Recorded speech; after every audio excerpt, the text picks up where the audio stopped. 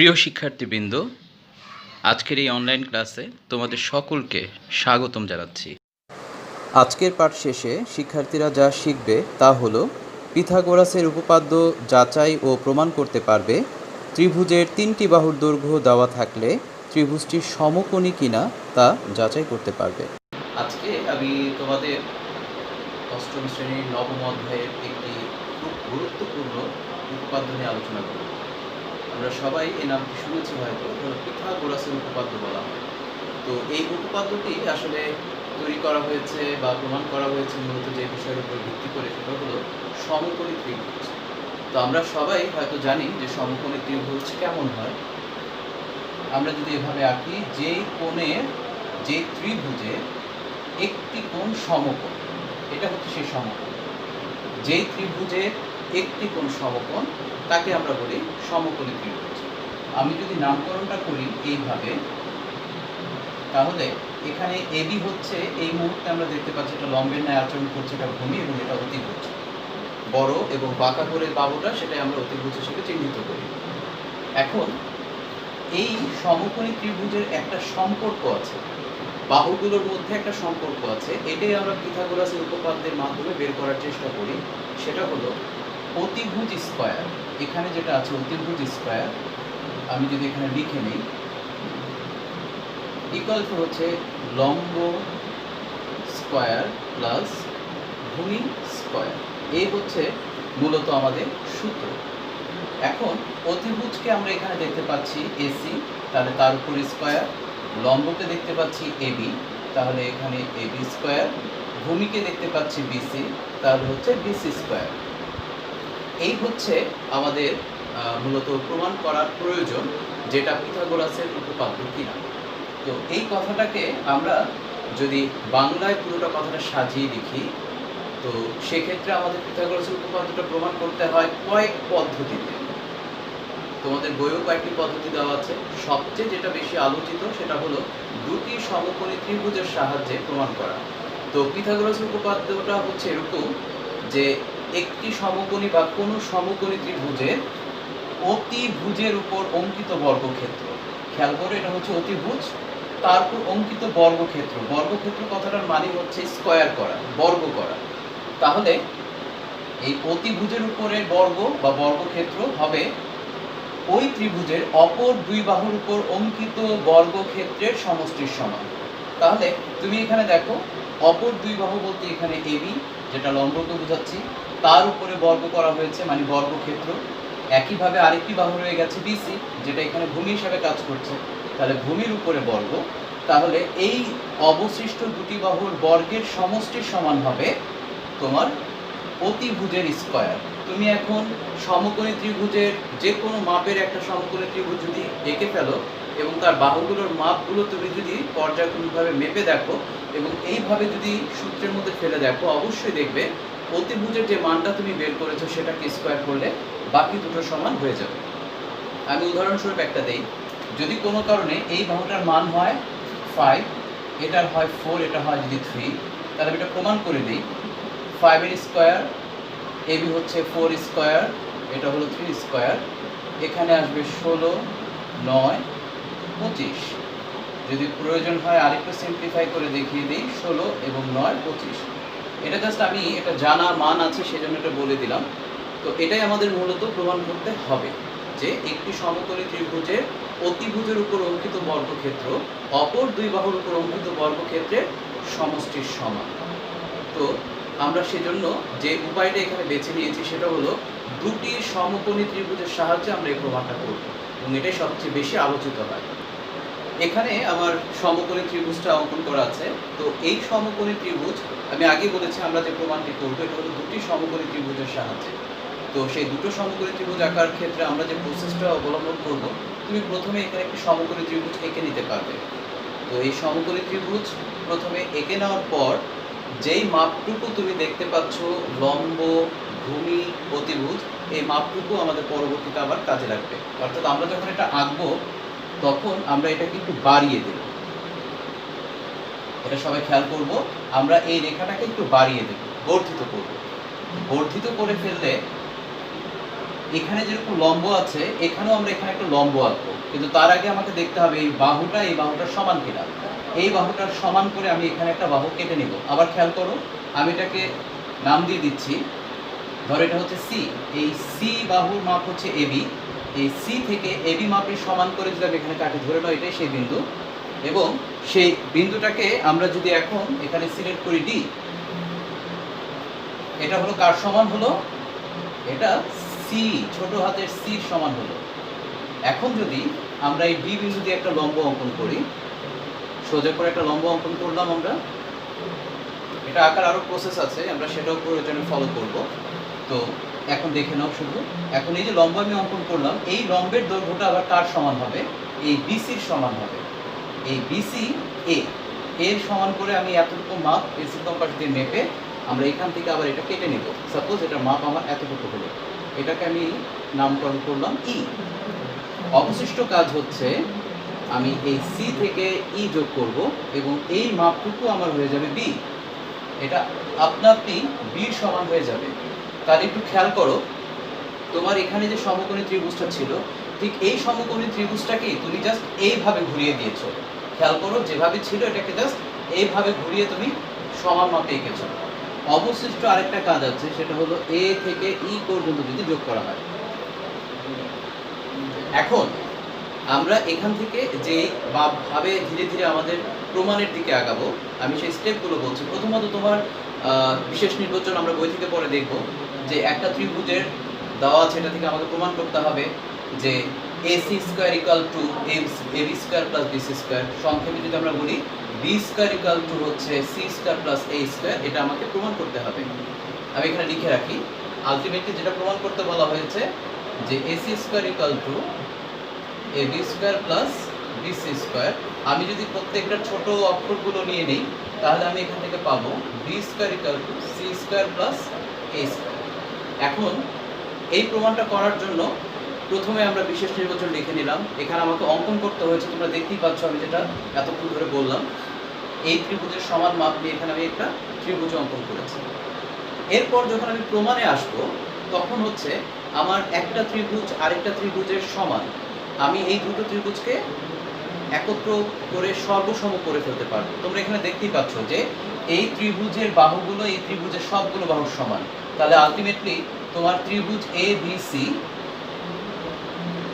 আর ত্রিভুজ, আমি যদি এটার নাম দিই CED, এই দুটো ত্রিভুজ তোমার সর্বসম হয়ে যাবে। তো তোমরা এখান থেকে আরেকটা জিনিস দেখতে পাবে, সেটা হলো এই পুরো রেখাটার উপরে দেখো দুটো লম্ব আছে। একটা লম্ব হচ্ছে তোমার AB, আরেকটা লম্ব হচ্ছে ED। আমি যদি এটাকে নির্দিষ্ট করি যে AB লম্ব BD, এবং আরেকটা দেখো তোমার ED BDর উপরে লম্ব, ED অথবা DE যেটাই বলি, সেটাও তোমার BDর উপরে লম্ব। তাহলে আমরা এখান থেকে কি বুঝতে পারলাম? যেহেতু এখানে তোমার দুটো রেখাই নিচে এই ভূমি, পুরোটাকে যদি আমি একটা ভূমি ধরি, এই ভূমির উপরে যেহেতু লম্ব আকারে আছে, তাহলে বুঝে নিতে হবে যে এটা একটা নতুন ক্ষেত্র তৈরি হবে। ক্ষেত্রটা কি?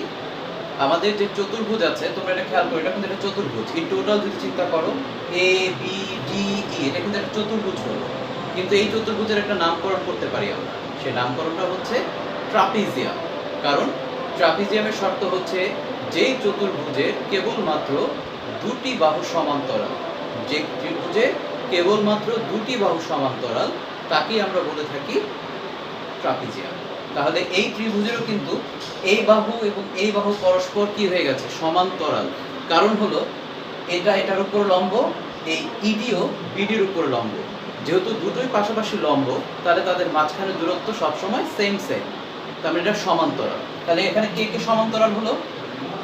এখানে এবি এবং ইডি অথবা ডিই যেটাই বলি, এরা হচ্ছে পরস্পর সমান্তরাল। আর যেহেতু তারা সমান্তরাল, তাহলে আমরা এখান থেকে অবশ্যই বলতে পারি যে এরা একটা ট্রাপিজিয়াম তৈরি করেছে। তাহলে আমরা এখানে দেখলাম যে এটা একটা ট্রাপিজিয়াম তৈরি করেছে। তো এই ট্রাপিজিয়ামের ভেতরে আমার মোট কতগুলো ক্ষেত্র আছে সেটাই হলো আমাদের দেখার বিষয়। আমি সবগুলো ক্ষেত্রকে নিয়ে এই ট্রাপিজিয়ামটাকে তার ক্ষেত্রফলটা বের করার চেষ্টা করব, এবং সেই ক্যালকুলেশন থেকেই আমাদের বেরিয়ে আসবে যে প্রমাণটা আমরা করতে চাচ্ছি। তাহলে তোমরা এখানে আরেকটা জিনিস দেখতে পাবে, যে এই ত্রিভুজটা এই ত্রিভুজের সমান, এটা সমকোণী ত্রিভুজ, আমরা সবাই এটা প্রমাণ করে ফেলেছি। এবং আরও কিছু কথার মাধ্যমে আমরা এটাও প্রমাণ করে ফেলতে পারবো যে এখানে এ সি ই এই ত্রিভুজটাও একটা সমকোণী ত্রিভুজ।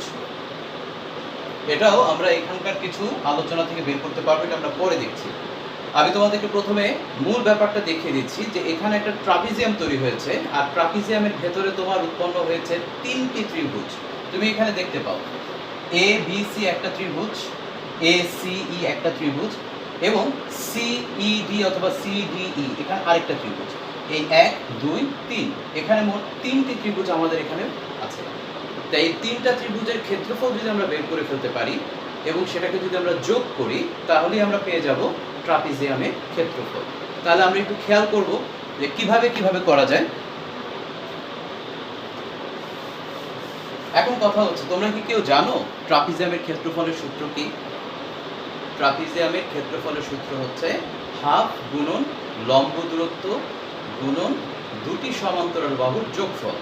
তাহলে আমাদের এই ট্রাপিজিয়ামের এই দুটো হচ্ছে সমান্তরাল বাহু, এই দুটো বাহুর যোগ হবে এবং এই দুটো বাহুর মাঝখানে লম্ব দূরত্ব হচ্ছে এই পুরোটা, এই বিডি হচ্ছে এই দুটো বাহুর মাঝখানের লম্ব দূরত্ব। তোমাদের মনে হতে পারে যেটা নিচের দিকে মানে ভূমির সাথে আছে বা শোয়ানো আছে, বাট ত্রিভুজের ক্ষেত্রে শোয়ানো বা উপরের দিকে রাখাটা খুব জরুরি নয়। তোমরা জাস্ট এটা খেয়াল করো, যেহেতু এই দুটো এই রেখার উপরে লম্ব, তাহলে অবশ্যই এটাও তাদের উপরে লম্ব।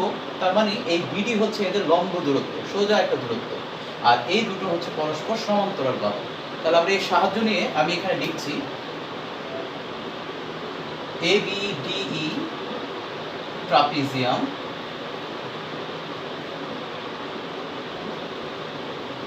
এটার ক্ষেত্রফল ইকুয়াল টু যে তিনটা ত্রিভুজ ক্ষেত্রফল আমরা সেটা লিখছি। একটা হলো ত্রিভুজ ABC,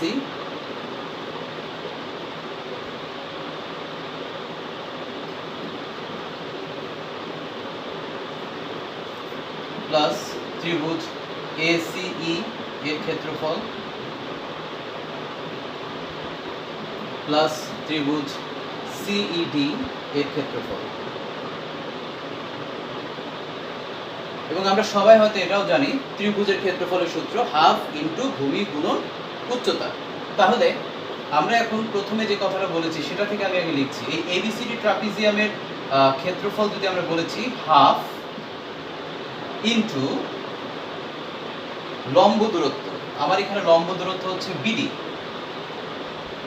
ইন্টু দুটি সমান্তরাল বাহুর যোগফল, এই যে AB এবং DE অথবা ED লিখতে পারি, সমস্যা নাই।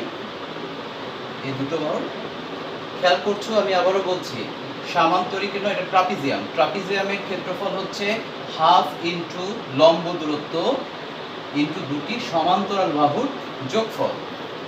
এরপরে আমরা প্রথম ত্রিভুজের ক্ষেত্রে যাই, ABC। এই ত্রিভুজের ক্ষেত্রে সূত্র আমরা ইউজ করবো এখানে হাফ ইন্টু ভূমি গুণন উচ্চতা। তোমরা দেখো এই ত্রিভুজের ভূমি হচ্ছে BC, উচ্চতা হচ্ছে AB, তাহলে আমরা এখানে লিখি BC গুণন। একইভাবে আমরা যদি AC ত্রিভুজটা খেয়াল করি, তাহলে একটু খেয়াল করো, এটা হচ্ছে ভূমি, এটা হচ্ছে উচ্চতা, একই রকম ব্যাপার। তাহলে আমরা যদি এখানে লিখি হাফ ইন্টু ভূমি হচ্ছে CE আর উচ্চতা হচ্ছে AC। দেন আরেকটা জিনিস আমরা করবো শেষেরটা, এটার ক্ষেত্র আমরা যদি বলি এটা হচ্ছে ভূমি আর এটা হলো উচ্চতা, একই কথা। আমরা এখানে CD লিখলাম ভূমি আর উচ্চতা হচ্ছে ED। প্রত্যেকের আমরা ছোট ছোট মাঝখানে দেখো আবার অক্ষর দিয়ে তাদেরকে আমরা চিহ্নিত করেছিলাম, আমরা এখন সেই কাজটা করব। তার আগে দেখো BD, এই যে BD দেখতে পাচ্ছ, এই BDটা আবার দুটো অংশে বিভক্ত আছে, একটা হলো BC, একটা হচ্ছে CD। এই দুটোর মান আমরা দেখতে পাচ্ছি, একটা A এবং একটা C। আমরা যদি এখন এটাকে লিখে ফেলি A প্লাস C, কোনো সমস্যা নেই, পুরো বাহুটার দৈর্ঘ্য। AB এর মানটা তোমরা এখান থেকে দেখো C, ED এর মানটা তোমরা এখান থেকে খুঁজো A। আমি এখন যেখানে যেটা পাচ্ছি সে অনুযায়ী মানটা দেখে দেখে বসিয়ে দিচ্ছি।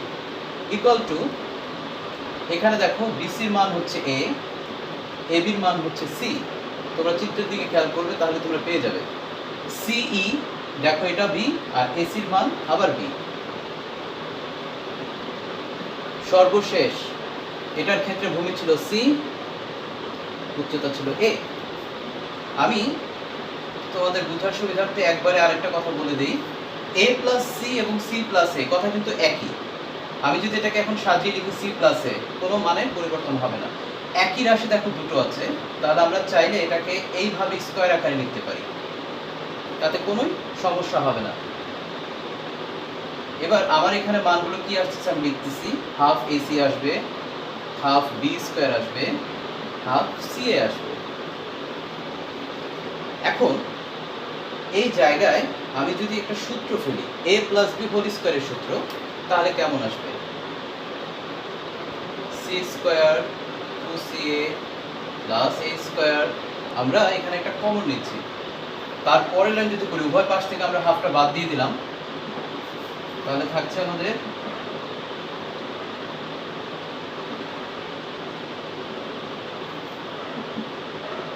তোমরা এখানে দেখতে পাচ্ছ এসি থাকে, বি স্কোয়ার থাকে আর সি এ থাকে। তোমরা কি জানো এসি এবং সি এ ব্যাপারটা একই? যদি সেটা জানো তাহলে আমি তোমাদেরকে বলবো এই দুটোকে একত্র করে 2CA লিখে দিতে, কারণ দুটো একই বোঝাচ্ছে। এখন আমি একটু সাইড চেঞ্জ করে তোমাদেরকে দেখিয়ে দিচ্ছি কিভাবে কাটা যায়। তোমরা দেখো এখন আমার লাইনটা অলরেডি চলে আসছে, এটা পরস্পরকে পরস্পর কেটে দেয়। পুরো অংশটাকে যদি আমি একবারই ঘুরিয়ে লিখি, তোমরা দেখতে পাচ্ছ অলরেডি আমার যেটা প্রমাণ করতে বলা হয়েছে সেটা চলে এসেছে। সো প্রমাণিত। ক্যালকুলেশনটা তোমাদের কাছে অনেকের প্রথম দিকে জটিল মনে হতে পারে, কিন্তু একটু খেয়াল করে কাজ করলে এই টোটাল ব্যাপারটা তোমার প্রমাণ হয়ে যাবে। সো আশা রাখি তোমরা এই জিনিসটা অবশ্যই বুঝেছো। বাকিটা আমরা এখন বই থেকে দেখে বুঝে নেব। বোর্ডে যা কাজটা দেখেছি, এখন আমরা সেটা বইয়ের উপপাদ্য কিভাবে প্রমাণ করেছে আমরা সেটা এখান থেকে দেখব। তো তোমরা আবার একবার বুঝে নাও পিথাগোরাসের উপপাদ্যের যেটা আমাকে প্রমাণ করতে হবে সেটা কি ছিল। একটি সমকোণী ত্রিভুজের অতিভুজের উপর অঙ্কিত বর্গক্ষেত্র অপর দুই বাহুর উপর অঙ্কিত বর্গক্ষেত্রদ্বয়ের সমষ্টির সমান। তাহলে এই জিনিসটা প্রমাণ করার জন্য আমাদেরকে এমন একটা চিত্র আঁকতে হবে যেটা তোমাদেরকে আমি দেখিয়েছি। এটা তোমরা তোমাদের জ্যামিতি বক্সের ত্রিকোণী দিয়েও আঁকতে পারবে, যেটা একটু একটা বাহু সমান, দুটো বাহু সমান নয়, একটা বড় বাহু একটা ছোট বাহু দেখবে যে এরকম ত্রিকোণী আছে, সেটা দিয়েও তোমরা এটা আঁকতে পারবে। পরে আমি আবার এটা হাতে কলমে দেখিয়ে দিতে পারবো। বিশেষ নির্বাচন, মনে করি এবিসি সমকোণী ত্রিভুজের এই যে কোণ বি সমান 90 ডিগ্রি, অতিভুজ এসি সমান বি, দেখতে পাচ্ছ এবি সমান সি, বিসি সমান এ, এটা ধরে নেওয়া হয়েছে। আর প্রমাণ করতে হবে যে এই অতিভুজ square, that means AC square equal to A B square plus BC square. আর এটাকে যদি আমরা এখন এই যে প্রত্যেকটা ছোট ছোট বাহুর যে মান ধরা হয়েছে সেটা দিয়ে যদি প্রমাণ করতে চাই, তাহলে দাঁড়াবে B square equal to C square plus A square. এখন আমরা চলে যাব অঙ্কনে। আমরা কি অঙ্কন করেছি এখান থেকে? অঙ্কনটা দেখো, বিসি বাহুটাকে বর্ধিত করা হয়েছে ডি পর্যন্ত। কতটুকু বাড়িয়েছি? ডি পর্যন্ত, যেন তোমার এই এবি এবং সিডি উভয় যেন সমান হয়ে যায়, অর্থাৎ সির সমান হয়ে যায়। একইভাবে তোমার এখানে লম্ব আঁকা হয়েছে ডিই, সেই লম্বটা যেন অবশ্যই বিসির সমান হয়ে যায়। আর অবশিষ্ট আমাকে কাজ করতে হবে সি এবং ই যোগ করতে হবে। সি এবং ই যোগ করলে সেটা এখানকার বি বাহুর সমান হয়ে যাবে। তাহলে অবশিষ্ট আরেকটা বাহু রয়ে গেছে যেটা মুক্ত ছিল, সেটা হলো এ ই যোগ করলে এটা সম্পূর্ণ ক্ষেত্র একটা তৈরি হয়ে গেল, যেটা আমরা দেখেছি অঙ্কন করে কিভাবে করতে হয়। তো প্রমাণে আসো। প্রমাণে বলা হয়েছে কি? প্রমাণে প্রথমে দেখো বলা হয়েছে ত্রিভুজ এ বি সি এবং ত্রিভুজ সিডিই, এই দুইটা ত্রিভুজ খেয়াল করবে। এখান থেকে দেখো দুটো ত্রিভুজের কথা, এ বি সি আর হলো সিডিই, এই দুটো ত্রিভুজের কথা বলা হয়েছে, যাদের প্রত্যেকটা বাহু সমান, এটা আমরা জানি। এবং অন্তর্ভুক্ত কোণের কথা বলা হয়েছে কারণ এটাও হচ্ছে তোমার একটা লম্ব, তার মানে এই কোণের মান যা হবে ডি কোণের মানটাও তাই হবে। এবং সেই ক্ষেত্রে আমরা বলতে পারি যে একটা ত্রিভুজের সাথে আরেকটা ত্রিভুজের যদি দুটি বাহু এবং তাদের অন্তর্ভুক্ত অন্তত একটা কোণ সমান হয়ে যায়, তাহলে বলে ফেলা যাবে যে এরা পরস্পর সর্বসম। আর যদি তারা সর্বসম হয়ে যায়, তাদের যে আরেকটা বাহু রয়ে গিয়েছিল যেটা বি, আমরা এটা সমান করে আঁকিনি, কিন্তু দুটো বাহু সমান হওয়ার কারণে এই বাহু দুটো পরস্পর সমান হয়ে গেছে, সেটা আমরা এখানে লিখেছি। এবং এখানে অবশিষ্ট কোণগুলো সমান, তার মাঝে একটা কোণকে এখানে দেখানো হয়েছে যে বিএসি, আর এখান থেকে ইসিডি অথবা ডিসিই, যেভাবে বলি সি কোণটা এবং এ কোণটা এরাও পরস্পর সমান। তাহলে এখান থেকে আমরা আরেকটা শর্ত তৈরি করছি যে কে কার উপরে লম্ব। এখানে এবি বিডির উপর লম্ব, তোমরা সেটা জানো। একইভাবে এই ইডি এটাও বিডির উপর লম্ব। যেহেতু দুটো লম্ব একই রেখার উপর অবস্থিত, তাহলে আমরা বলতে পারি যে এরা পরস্পর সমান্তরাল। এই কারণেই দেখো এখানে এবি সমান্তরাল ইডি এই কথাটা লেখা হয়েছে। আর এখান থেকে আমরা বলতে পারবো যে এটা একটা ট্রাপিজিয়াম, কারণ ট্রাপিজিয়ামের ক্ষেত্রে আমরা জানি যে চতুর্ভুজের কেবলমাত্র দুটো বাহু সমান্তরাল। তাহলে এই বাহু এবং এই বাহু যদি সমান্তরাল হয় আর বিডি হচ্ছে তাদের মাঝখানে লম্ব দূরত্ব, সেক্ষেত্রে আরেকটা জিনিস আমাদের দরকার যে উপরে তোমার যে বড় একটা ত্রিভুজ তৈরি হয়েছে এটার আসলে কোণগুলোর মান কেমন সেটা একটু দেখার চেষ্টা করা। সো এটা প্রমাণ করার জন্য বা মানটা বের করার জন্য আমরা এখানে সাহায্য নিয়েছি কার কার, দেখো কোণ এসিবি আর কোণ বিএসি। তাহলে আমরা একটু খেয়াল করব, এসিবি আর বিএসি এই দুটো কোণকে আমরা দেখাচ্ছি সমান। অন্যান্য কোণগুলো কোণ আছে সেটার সাথে আমরা তুলনা করব। তোমরা দেখতে পাচ্ছ এখানে বিএসি এসিবি সমান ছিল, সুতরাং এখানে এসিবি দুই পাশে আসলে মূলত যোগ করা হয়েছে।